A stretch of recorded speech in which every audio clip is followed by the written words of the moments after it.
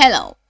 In this tutorial, I'll show you how to create and manage workflows in Monday.com. The first thing I'd like you to do is to launch your Monday web application, which of course I have done right. Next thing is, how can you create an account on Monday? Pretty simple. Launch in a browser of your choice and locate the search bar. In the search bar of your browser, type Monday.com, and that's going to take you to the official website for Monday. Once you get in there, fill through the on-screen prompt at the top right corner of your screen to either sign in or to sign up. Now, once you're done signing in, that's going to take you to this fantastic homepage where you can now explore a lot of features to have an exciting time in Monday. So now that we're here, let's hop into today's text, which is how to create and manage workflows in Monday. From your homepage, head over to the left corner of your screen where you're going to find all your boards or all your projects organized. So go ahead and click on any board that you want to choose. So go ahead and click on the board that you want to work on. Now, once you do that, it's going to take you to this page. So you have all your elements in this board organized. Now, there's no one way to creating or managing your workflows. There are different ways that you can use to actually manage and set up your workflows. One of the ways is actually use views. So with views, you can be able to manage your workflows by creating different views. That's just going to help you organize your entire project. And how do you create views? So this is one view, right? So head over here to click on this plus icon to add a view.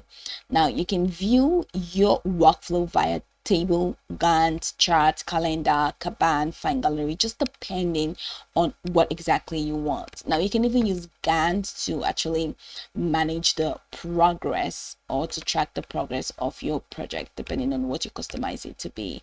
So this is the Gantt view and how you can actually set it up, or how you can actually track your project using this Gantt view. Now you can also delete this Gantt view if you don't want it, or you can even add a new view.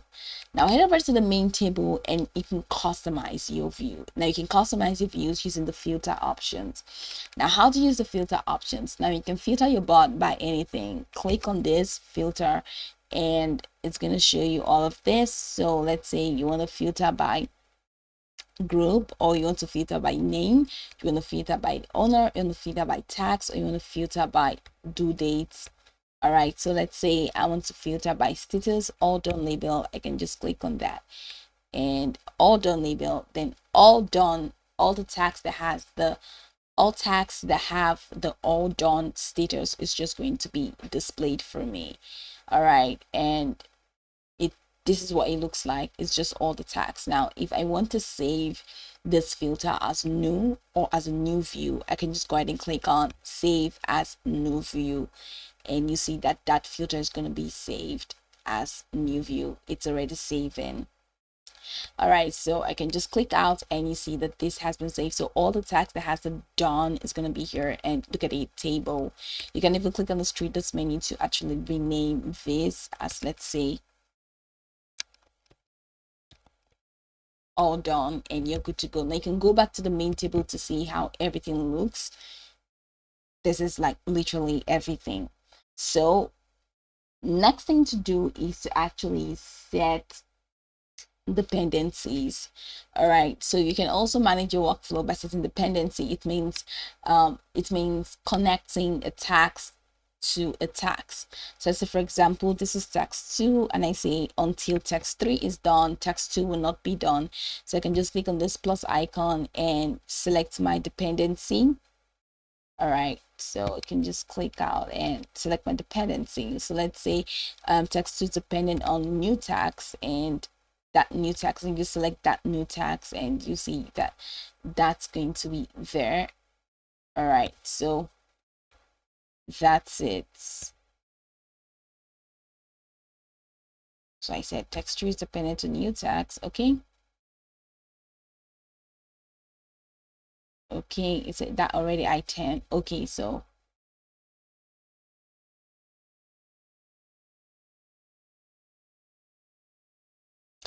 let's select an dependency tax 1. So I can just click on that and add tax 1 as a new item. I'm just going to click on that and you see that this is what it looks like, right? So it means tax 3 is actually dependent on tax 1. So once you set dependencies, it actually gives you an idea of interlinking your projects, and that's one way that you can manage your workflows to ensure that once one project is done, the other cannot be done. And you can even use automations by heading over to the automation center to actually set that dependency or to get notified, to just make that automated for you. The next thing is to use the Gantt chart, which of course I have shown you. And another option is to actually use board permissions. So let's say that this board is pretty cool or it's pretty awesome and you want to use board permissions. You can head over to these options and click on board permissions. That's to assign or to set who can actually make edits to the board. If you just want it to be you and other team members who just view, you can go over here to set your board permissions. So right here, viewing permissions, so view all tasks on the board. If you want all your team members to view all tasks on the board, then you can definitely view. And if you want to view only tasks that are assigned to users or created by them in people calling, you can use it, but then you have to subscribe to this. And the next thing is you can actually choose if everyone, you can choose if everyone on board can edit everything on the board, or can edit the board content without changing its structure, or can only edit items, also items that users are assigned to, or can write updates on items only. Go ahead and set these permissions to what you want. So this way you already have a clearer picture or a wider view of how to manage your entire project, or how to manage your entire workflow to what's it called, to ease your workflow. Now, one of the simple way, or another sweet interesting way of managing your workflows is to actually use your automation. So go ahead and click on this automate center and click on templates. Now once you click on templates, you're going to see a couple templates that you can use. You have basic templates, you can use featured. If you want to set notifications, you can set them here. For status change, you can actually automate your status change, you can automate recurring, you can automate due dates, which timelines, you can even automate sync. So whichever one you want to do, just go ahead and choose that and ensure that you make your workflow really easy to manage. So this is pretty much the process. You can go over this tutorial from top to bottom to get acquainted with the steps, and once you're done, you'll be good to go. I hope this tutorial marvelously helped you search.